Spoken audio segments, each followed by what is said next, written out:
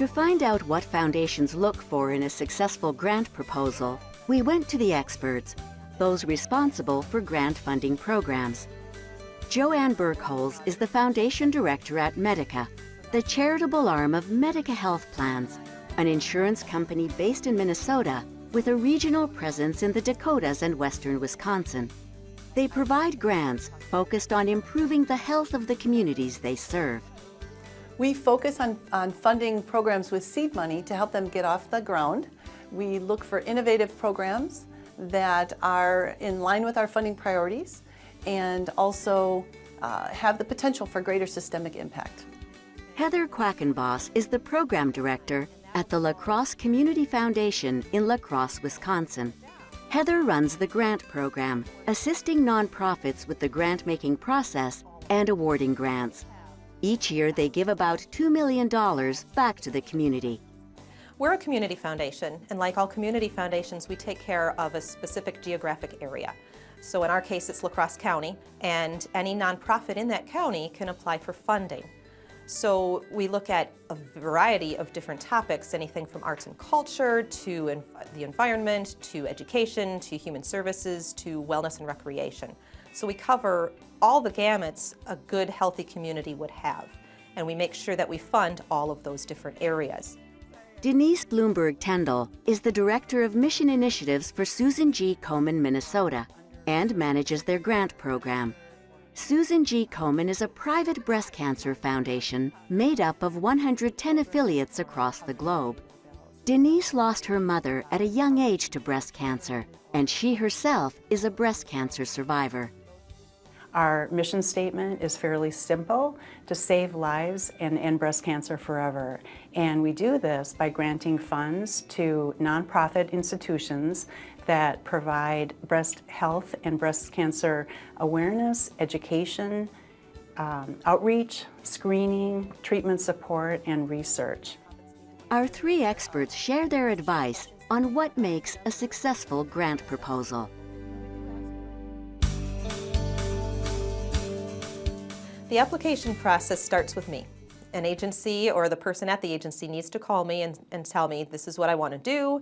Would this fit? We don't want an applicant wasting their time, writing something that's going to take a long time to do when we know it might not fly. And it's all online, so if there's ever a question in that time, they can certainly call me and I can see what they're doing. Our process is a two-step electronic process. The process begins by visiting the website and clicking on the funding priority. It takes you into an eligibility quiz. And the eligibility quiz really helps organizations determine whether or not they would be eligible and meet the criteria. From the eligibility quiz, they're automatically taken into the application and complete the application, and then that is submitted electronically online with their budget. We encourage organizations that are thinking about applying for funding from Susan G. Komen, Minnesota for the first time to contact us early on to run by their idea of their program so that we can make sure that both the organization and the proposed project are eligible for the application process. It's really important to me and to our organization to make the application process as simple as possible. It doesn't have to be any harder than it needs to be, and that's my job, is to provide that technical assistance. What makes a proposal strong to us at Susan G. Komen is when a community need is clearly identified. That's very important. Also, if the application is written concisely and the project description is very, very clear. We also encourage organizations to make sure that they've thought through what their outcomes are going to be, what the key objectives are from their program, and so that they can develop a measurement plan and evaluation to demonstrate the impact from their program. We look for organizations to think about sustainability. We don't expect them to have all of the answers, but we like to know that they've thought about that they have some ideas for how they'll secure additional funding to be able to continue their program. A strong proposal is one that fulfills a need, and in our community there's certain community needs that we have, and oftentimes when people hear the word need, they think, oh, human services, basic human needs, and that's not the case. That might be arts. A community needs a good environment for people to live in and be happy. We don't want to know that you need more beds in your homeless shelter. We want to know why you need those more beds and what are you doing to actually really solve that problem. And what comes with that in a good application is data, and hopefully local data, since we're a local community foundation.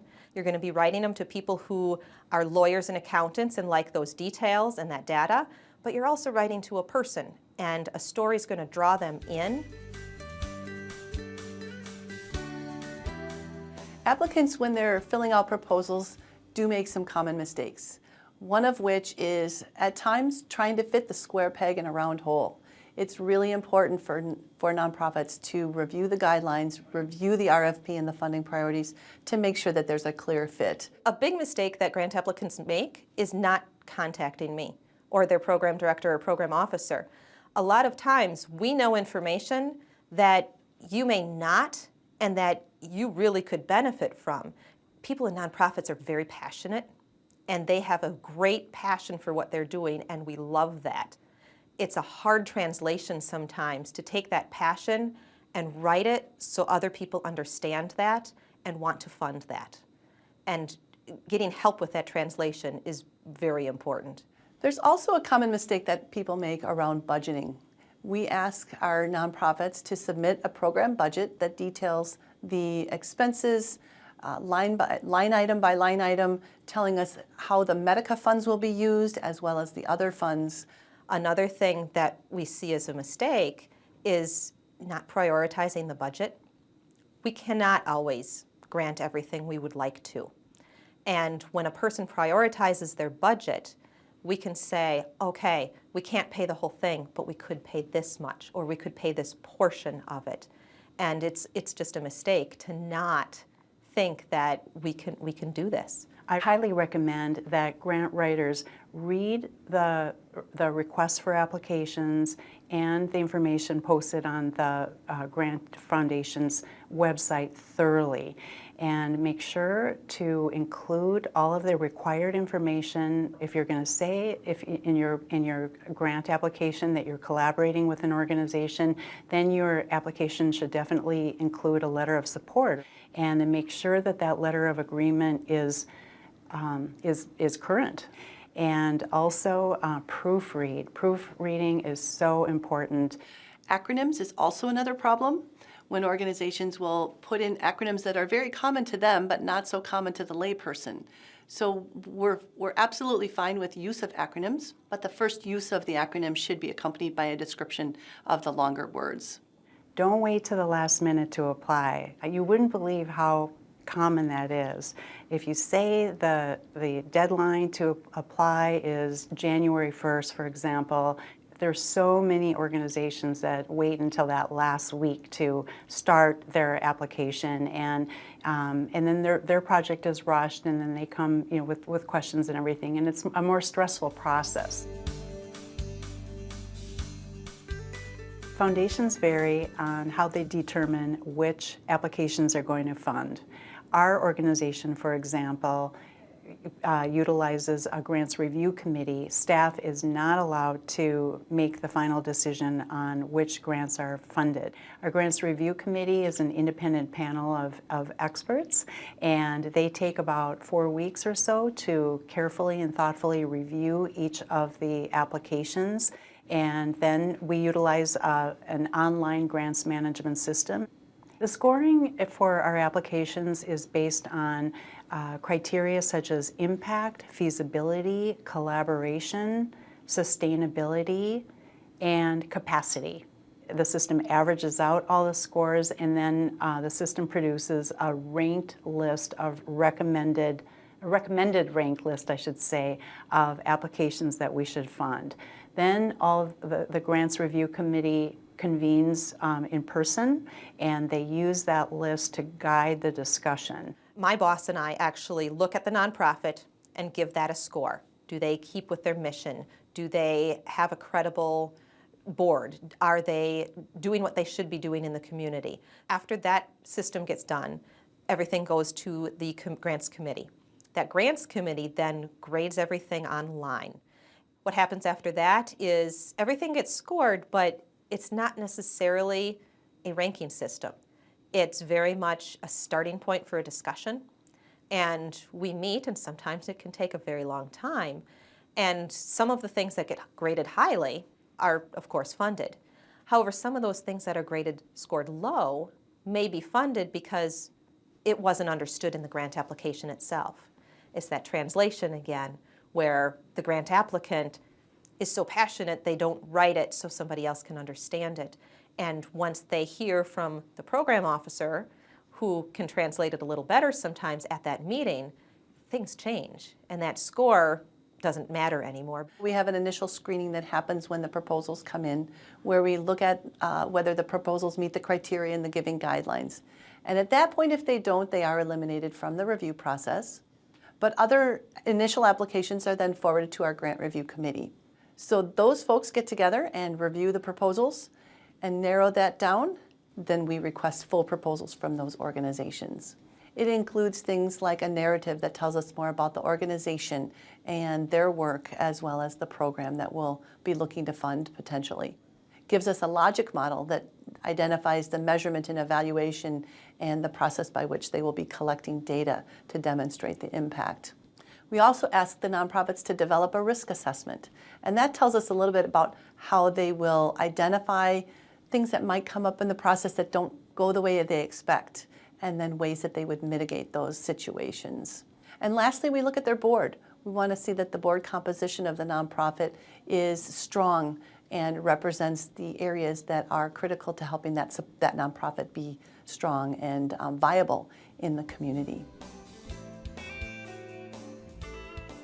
If you're rejected from a grant, be nice. We are human too. and sometimes we get yelled at, and we understand that.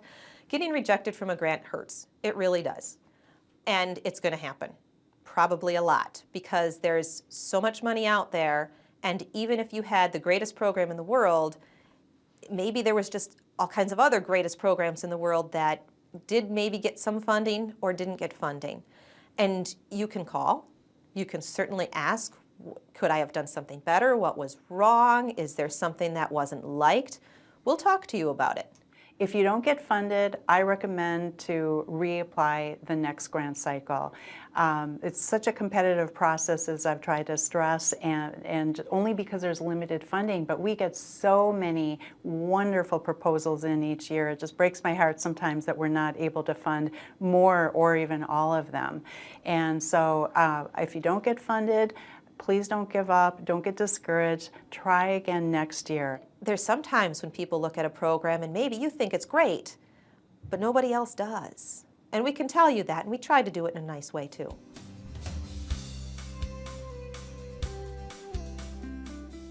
We are humans, we are people. We are very approachable when it comes to discussing projects and answering questions. And I would say, be prepared when you call us. Have reviewed the website, have reviewed the funding priorities, and come with questions. This process can be simplified by just going to the grant manager and asking for clarification on anything that you don't understand. We can make it easier for you, and it's always great to develop a relationship with that grant manager anyway. Not that it's going to help your funding, the chance of your getting funded or not, but I just believe in good communication is always important in every situation. Call the foundation you want to apply at, or look them up on a website and find out everything you can find out, because that's where you're going to learn if your mission fits their mission, if your program fits what they want to fund. Budgeting is real important. One of the line items that we've really encouraged nonprofits to include is for measurement and evaluation. We recommend that organizations allow up to 10% of their grant for measurement and evaluation resources, whether that's staff or other ways to measure the grant work and demonstrate impact from their program. Be thoughtful and mindful when you're putting together your budget for your proposed program, and to ask for exactly what you feel that you need to run a successful program, and not a penny more than that. And that way, maybe more programs can be funded, including yours. Grant seekers, whether they're new or old, are very passionate about their work. Sometimes they get too close to their proposal and too close to the work that they're doing, and it's hard for them to express in layman's terms or terms that are a little bit more objective about the work that they're doing. And so I always recommend that people tap into somebody that's not as close to their work and that has a layperson's view. Go find the biggest cranky person in your life and ask them to read your application, because if you can sell your program to that cranky person, it's going to be much easier selling it to a foundation or a board that may have some cranky people on it. I think sometimes people think grant writing is a scary thing, and really it's taking what your program is or what your project is and telling your story to someone who could help you pay for it. And that person who wants to help you pay for it wants to be part of that story. And that's when you think of how to write a grant, is develop that relationship so you can tell your story and those funders can be part of it. We want all of our applicants to be successful and to write strong proposals. So anything we can do, any questions we can answer, any resources we can help identify, we're here to do that. They're the folks that are out on the street working with the people that are in need, and they're the boots on the ground. So we appreciate all the work that the nonprofits do and really look to see how we can fund as many as we can.